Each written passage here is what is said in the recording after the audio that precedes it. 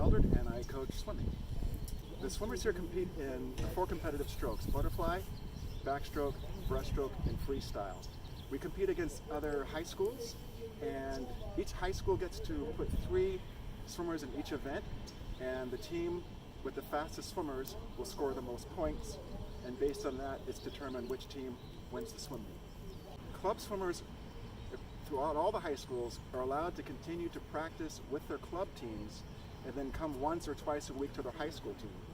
We practice at the swim pool, and we start every day with stretching and dryland exercise for about 30 minutes. Then after we do that, we come to the pool, we do a swimming warm-up, and then depending on what we're doing that day, we have different sets that the swimmers swim, whether they're swimming 50s, butterfly, or 25s of freestyle. It'll vary on the day depending on what our focus is that day. The swimmers need to understand that the tryout is not 1 day or 2 days when they come to be timed in their races. From the coach's perspective, the tryout lasts 3 weeks. So during that entire 3-week period of tryout, from the coach's perspective, what I'm looking for is, do the swimmers know at least 2 of the competitive strokes? Are they committed to coming every day? Do they have a desire to learn? And are they showing commitment to the program, not just showing up on 1 day for a tryout to see if they can make a team or not?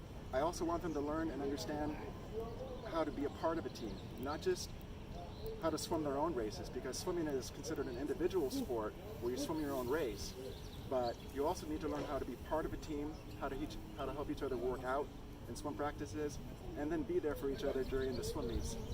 Celebrate the successes and also help each other when we're struggling. I think my favorite part about swimming is just like the social aspect of it, because the sport itself isn't like that engaging compared to basketball or football, but I feel like our team especially, we get to like bond a lot more.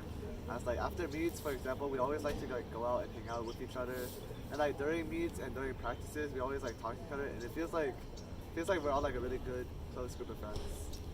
The hardest part of swimming is probably staying motivated. It is a very tedious sport. Like, you're just swimming back and forth for like 2 hours a day.